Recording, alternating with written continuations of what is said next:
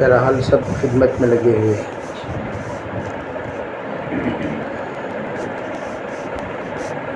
مقامی فائدے سب بتانے کی ہاں ماشاء اللہ، یہ بہت بڑی بات ہے۔ وَبَعَثْ فِيهِمْ رَسُولًا مِّنْهُمْ، جتنا مقامی لوگ مقام میں خدمت بڑے اثر اندازی کے ساتھ کر سکتے ہیں، باہر کے لوگ آئیں گے تو اخلاص میں کمی ہو جائے گی۔ بہت کم باہر کے آ کر اسی حال میں رہ کر دنیا سے رخصت ہونے والے، ورنہ عموماً آنے کے بعد مقاصد میں تھوڑا سا فرق آ جاتا ہے۔ خیر بہرحال اللہ تعالیٰ اس وقت جیسے جیسے طلباء فارغ ہوتے ہیں وہ فہرست میں شامل ہوتے چلے جاتے ہیں۔ کون سی فہرست؟ نبیوں کے وارثین کی فہرست میں۔ گویا آپ کی سند جیسی متصل ہوتی ہے، اتصال سند یہ اتصال خلافت ہے۔ تربیت میں ملنے والی خلافت سے تعلیم میں ملنے والی خلافت کی سند مضبوط ہے۔ کوئی شیخ کسی کو اجازت دیتے ہیں تو وہ جو اجازت دیتے ہیں وہ اپنی اعتبار سے اجازت دیتے ہیں، ان کا ایک تصور، ان کا ایک تخیل، ان کا ایک استخارہ، ان کے ایک اطمینان، ان کا ایک اعتماد، اس پر کسی کو خلافت ملتی ہے، یہ فلاں کے خلیفہ۔ اور جو نسبت ہمیں حاصل ہے یہ آ کر اللہ کے طرف سے، اللہ نے تعلیمی سلسلے کو شروع کیا، الرحمن علم القرآن، اسی سلسلے سے اللہ تعالیٰ نے ہمیں بھی منسوب کر دیا۔ بے ہم جس سے بھی قرآن پڑھتے ہیں، میں ہمیشہ کہتا ہوں ہماری الف بھی مستند ہے۔ ہم جو الف پڑھتے ہیں پڑھاتے ہیں وہ بھی کیا ہیں؟ مستند ہے۔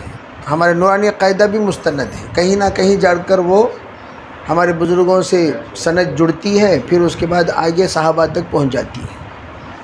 تو آپ قرآن پاک کے حفاظ ہیں تو حفاظ کی سند بھی جبریل سے جا کر جڑ جاتی ہے حضور کے واسطے سے، پھر وہاں سے اللہ۔ تو یہ جو اعتماد اللہ تعالیٰ نے ہمیں عطا کیا، اعتماد علم، اس کو تین چیزوں سے محفوظ رکھنا۔ سب سے پہلی چیز سنتوں کی پابندی۔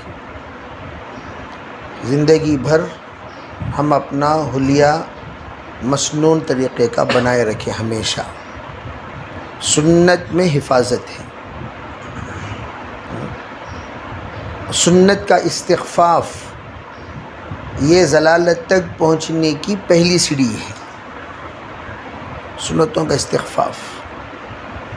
تو اس لیے جس کو اللہ تعالیٰ گمراہ کرنے کا فیصلہ کر دیتا ہے انہیں سب سے پہلے بے ادب بنتا ہے۔ بے ادب، بے ادب محرومی کی پہلی سیڑھی۔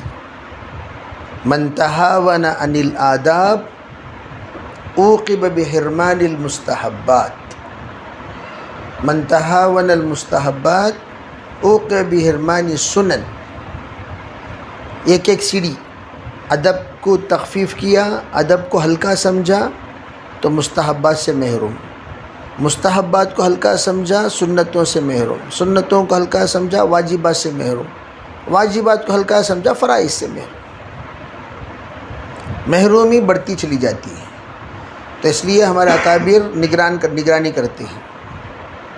جس وقت فراغت ہو جاتی ہے، علی میاں صاحب رحمۃ اللہ علیہ فرمایا کرتے تھے اپنا ایک مشیر بناؤ، اپنی زندگی کا کسی کو مشیر بناؤ۔ سب مسئلہ میں چھل کر تو نہیں، ابھی ہم کامل نہیں ہوئے۔ بقول حضرت مولانا سید احمد خان صاحب رحمۃ اللہ علیہ کے، آدمی مشیر کے تابع رہتا ہے ہمیشہ ترقی پر رہے گا، خود مشیر سے بے نیاز ہو جائے گا، شیطان کے نوالا بن جائے گا، کبھی نہ کبھی کسی نہ کسی وقت۔ اسی لیے مشیر کو کبھی نہیں چھوڑنا. ایک حضرت سید احمد صاحب پالنپور رحمۃ اللہ کیا فرماتے تھے؟ 20 سال جب مسلسل خدمت کرو گے تعلیم و تعلم تب علم بالغ ہوتا ہے. علم کیا ہوتا ہے؟ تو اس لیے میں کہا کرتا ہوں 20 سال فارغ ہو کر 20 سال تک ایل بورڈ آن چنو. ایل بورڈ مولانا کیا مولانا؟ L board learning licence. جب پڑھاتے پڑھاتے پڑھاتے 20 سال پار کر جاؤ تب آپ کو ڈی ایل ملے گا. پڑھاتے پڑھاتے، تقریر کرتے کرتے نہیں، پڑھاتے پڑھاتے. تدریس اصل ہے، تقریر اس کی فرع ہے. اصل کیا ہے؟ تدریس، تقریر نہیں. اب ہمارے جنوب میں تقریر لوگوں نے اس کو اصل سمجھ گئے. تقریر کی کوئی سند نہیں. دیجیے مولانا دیجیے. ہاں، تقریر کی کوئی سند نہیں. تقریر تو کوئی بھی کرتے رہتے ہیں. وہ تبلیغ والے بھی تقریر کرتے ہیں. تقریر کے لیے جتنی بات معلوم ہے اتنی بات کافی ہے. آگے کی بات معلوم ہونا ضروری نہیں. جیسے چھوٹے بچے، مکتب کے بچے تقریر کرتے ہیں 5-5 منٹ کی، کرتے کہ نہیں کرتے؟ وہ بھی مقرر ہیں، علامہ ہیں. عربی وہ علامہ ہیں، مقرر ہیں. جتنی یاد کیے اتنی تقریر کیے، بس اتنا ہی محدود علم. مقررین کا علم بہت محدود ہوتا ہے. جتنی ضرورت اتنا یاد کریں گے. وہ سیرت کے بیان کے لیے 10 واقعہ یاد کر لیا، 10 حدیثیں یاد کر لیے، 10 چٹکلے یاد کر لیے، سیرت کا بیان ہو گیا. اور جہاں جاؤ مقتدی الگ، محراب الگ، قرات وہی. مقتدی الگ، محراب الگ، قرات وہی. چلتے رہ سکتا ہے.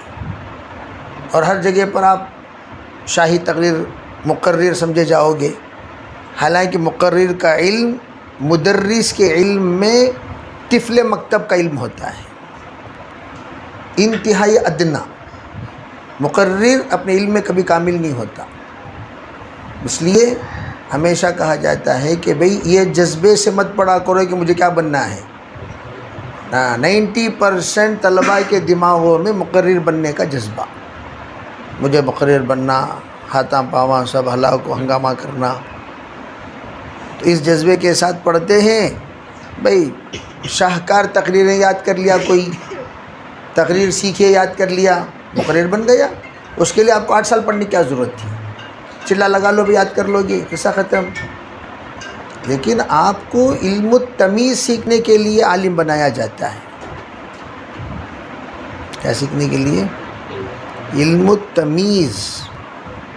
علم التمیز کسے کہتے ہیں؟ اگر کسی کی بات میں اونچ نیچ والی بات آ جائے تو آپ تمیز کر سکیں یہ صحیح بول رہا ہے یا غلط بول رہا ہے. اگر وہ تمیز نہیں آیا تو پھر اس کے بعد آپ کو علم ہی نہیں آیا، زیرو. جس وقت ہم دارالعلوم سے فارغ ہوئے 90/8 میں، پرانا ماڈل ہے ہمارا 98، جب میں فارغ ہوا اسی وقت نظام الدین مرکز میں بیان سن کر سوالات لکھ دیا. اگر سوال نہیں لکھتے ہیں تو اس کا مطلب یہ ہے کہ آپ کو علم التمیز آیا ہی نہیں. آپ کو علم التمیز آیا ہی نہیں. عقائد کا علم آپ جانتے ہی نہیں. شروحات حدیث آپ جتنے معیار کے اعتبار سے آپ کو شروحات حدیث کو جاننا چاہیے وہ علم آپ کے پاس نہیں ہے، اس میں کمی ہے. تبھی آدمی سر ہلاتا ہوا بیٹھا رہتا ہے. آپ بالکل صحیح. حضرت کچھ طلباء ہمارے ایسے تھے دارالعلوم میں، مفتی سعید صاحب کے درس میں معترض ہو کر کھڑے ہو جاتے تھے. حضرت حیران، کیا بھائی نے اعتراض کر دیا، اور اس کا اعتراض بالکل بجا. اور حضرت آ کر دوسرے دن رجوع کرتے تھے، بھائی آپ نے جو بات کہی وہ صحیح ہے، یہ بڑوں کی بات ہے. چھوٹے ضد کرتے ہیں، بڑے بات مانتے ہیں. شعیب اللہ صاحب نے کچھ کہا تو حضرت نے اصلاح فرمائی، فوراً مان لے کہ نہیں مانے. ضد نہیں کرنا، فوراً مان لینا، ہاں یہ اس معاملے میں مجھ سے چوک ہو گئی، مان لینا۔ یہ بڑے ہونے کی سیڑھی ہے، کوئی نہیں مانتا ہے تو پھر اس کے بعد اس کی تنزلی ہو جاتی ہے۔ تو ہمارا جو کام ہے وہ اپنی زندگی میں مشیر بنانا، اپنے زندگی کا آئیڈیل بنانا، نمونہ کسی کو، بھئی میں ان کی طرح بنوں گا۔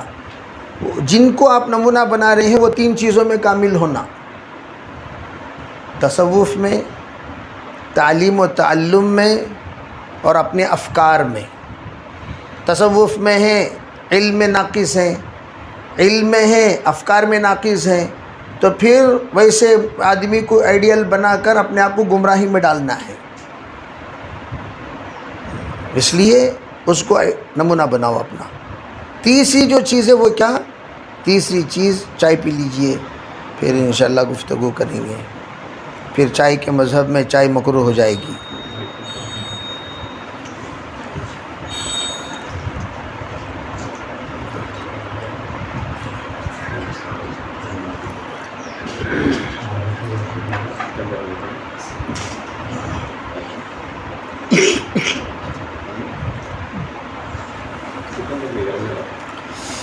ماشاء اللہ، کیا ہے؟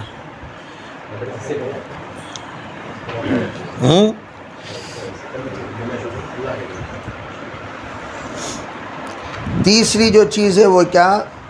اپنے آپ کو جہد مسلسل میں لگانا۔ کس میں لگانا بھئی؟ جہد مسلسل۔ محنت کب تک کریں گے؟ موت تک۔ لا راحت بعد اليوم، فراغت کے بعد۔ لا قربت بعد اليوم، موت کے بعد۔ یہ ہماری زندگی کا لا راحت بعد اليوم، کس کے بعد؟ فراغت کے بعد۔ فراغت کے بعد ہم کیا کہیں گے؟ لا راحت بعد اليوم۔ فراغت ہو گئی نہیں، مشغولیت شروع ہوئی، کیا بولنا؟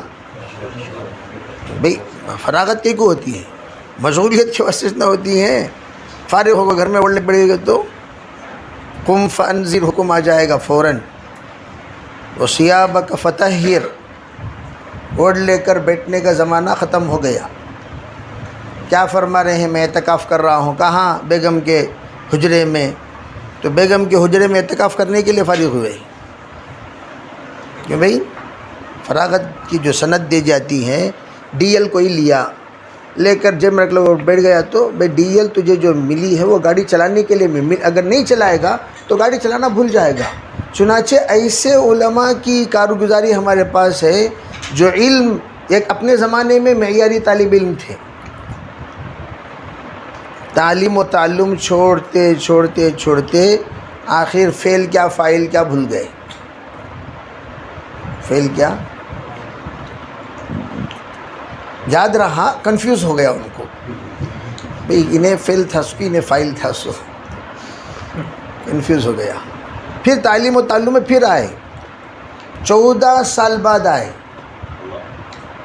ہمارے ہی استاذ، 14 سال بعد آنے کے بعد پھر اپنے تعلم میں ماشاءاللہ وہ معیار حاصل کیا، ان کا درس معروف و مشہور ہوا۔ وہی جہد مسلسل۔ پھر ان کو بڑی ندامت ہوئی وہ 14 سال کی زندگی میں، جو 14 سال وہ ماشاءاللہ جھنڈا گاڑ کر اپنے تجارت کے میدان میں ایک پردھان کی حیثیت حاصل کر لیے تھے۔ تو میں عرض کرنا چاہتا ہوں، بہرحال کھانا پینا، عیش و آرام، یہ تو ہماری زندگی زندگی کے زوائد چیزیں ہیں، مقاصد نہیں ہیں۔ مقصد والی جماعت صرف اتنی ہی ہے جتنی ہمارے پاس اس وقت موجود ہے جماعت۔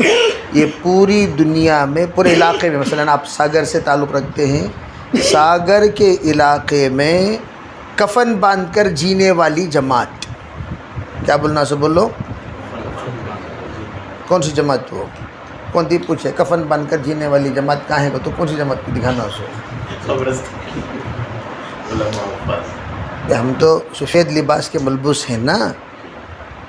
تو ایک بزرگ ہمارے کہنے لگے کہ بھئی ہم ایسے لوگ ہیں جن کی زندگی میں رنگ برنگی کا کوئی دخل ہی نہیں، رنگ برنگی دنیا سے ہمارا کوئی دخل ہی، ہم رنگ برنگی والے ہی نہیں، 9 رنگ والے نہیں، ایک رنگ، صبغت اللہ ومن احسن من اللہ صبغا، ہمارا کتنا رنگ ہوگا؟ البسوا ثیاب البیاض وکفنوا موتاکم بالبیاض، سفید پہن کر جیو، سفید پہن کر جاؤ. وہ جماعت ہماری رنگ والی نہیں. رنگ برنگی والے تو دنیا بھر کے لوگ پڑے ہوئے ہیں، اور ہم لوگ کون ہیں؟ لا راحت بعد اليوم والے، آج کے بعد ریسٹ نہیں. اسی لیے تمام صحابہ کرام کی زندگیوں کو، صحابہ تو دور کی بات، ہمارے اکابر کی زندگی کو دیکھو، سادی سیدھی. میں ایک ہمارے سامنے میرے رشتہ داروں میں کہ یہ نظام الدین صاحب منبعی رحمۃ اللہ علیہ بہت بڑے عالم تمل ناڈو کے گزرے ہیں، اور لال پیٹ جو امانی حضرت کا مدرسہ تھا اس مدرسے کے فارغ، اور ترجمان دارالعلوم پورے تمل ناڈو کے. اور حیرت کی بات یہ ہے کہ وہ دارالعلوم میں نہ پڑھے نہ دارالعلوم کو دیکھے، بعد میں گئے دارالعلوم کو، لیکن جب ترجمان بنے مزاج ان کا مسلک دارالعلوم کے ترویج کا بن گیا.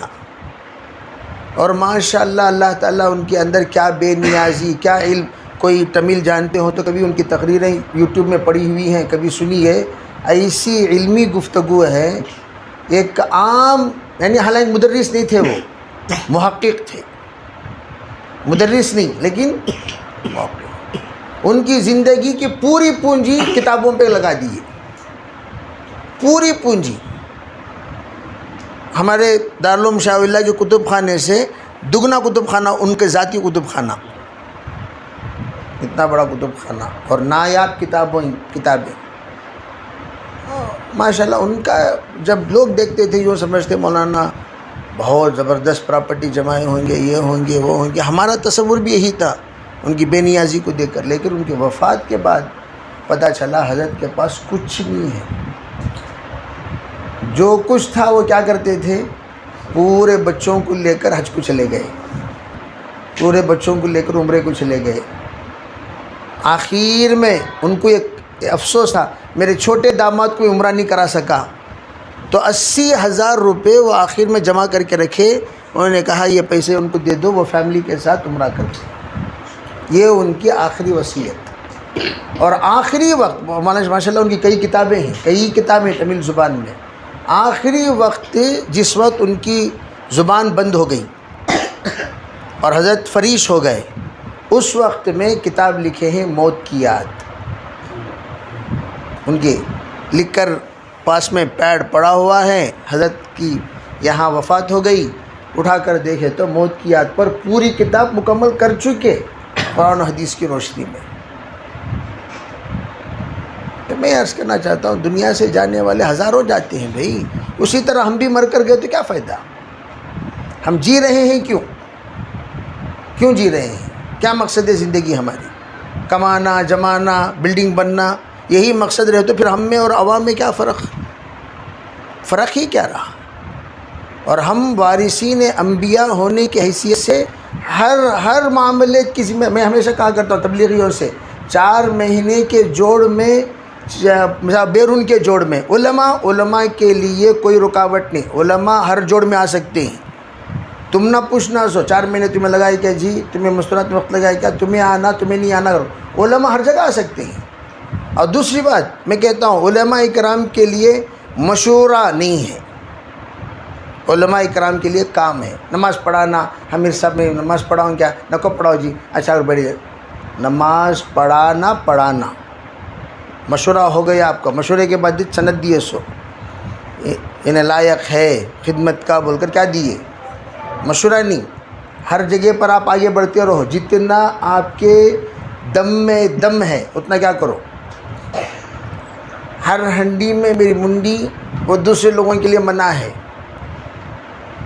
لیکن آپ کو ہر ہنڈی میں میری منڈی ہونی چاہیے. مکتب میں کون بھی حصو انہوں ہی، امامت میں کون ہے انہوں ہے، ماشاءاللہ وہ اصلاحی محنت میں کون ہے انہوں ہے، خدمت کی محنت میں کون ہے انہوں ہی. ہر جگہ پر ہم ہونا چاہیے. اگر امام صاحب محراب میں رہے تو نماز کسی کی فاسد نہیں ہوگی.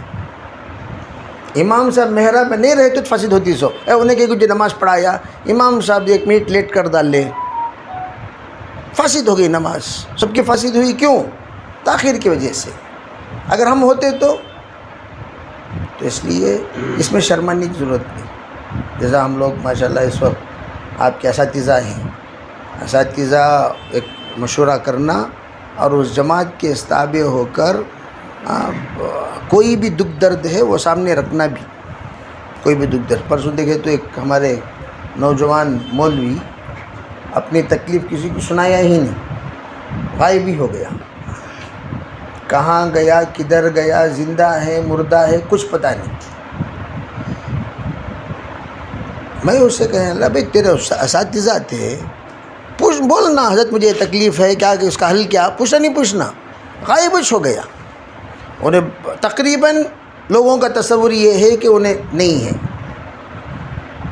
ہو سکتا ہے کہ لاوارثوں کی فہرست میں اسے تدفین کر دیا گیا ہو واللہ اعلم اس طرح کا تصور اس طرح کہ لوگ بھئی ایسی تکلیف میں بھئی تمہیں کوئی پریشانی ہے مشورے میں رکھو بھئی حضرت یہ پریشانی ہے کبھی ازدواجی زندگی کی پریشانی ہوتی ہے رکھو معاملات کی پریشانی ہوتی ہے رکھو اور حدود جو بتایا جاتا ہے اسی حدود میں رہیں اور جتنی برکت ہم لوگوں کی کمائیوں میں اللہ تعالیٰ دیے ہیں وہ برکت دنیا کی کمائی میں نہیں ہے یہ ہمیشہ یاد رکھنا ان کی کمائی ہو رہی تو اتنی مصیبتیں بھی ہیں پریشانی بھی ہیں ہماری کمائی ہو رہی تو اتنی حفاظت بھی ہے اللہ کی طرف سے عافیت بھی ہے سب نیت کریں گے انشاءاللہ اللہ عمل کی توفیق عطا فرمائے سبحان اللہ بحمدہ سبحانک اللہم ونشہد ان لا الہ الا انت نستغفرک یا رب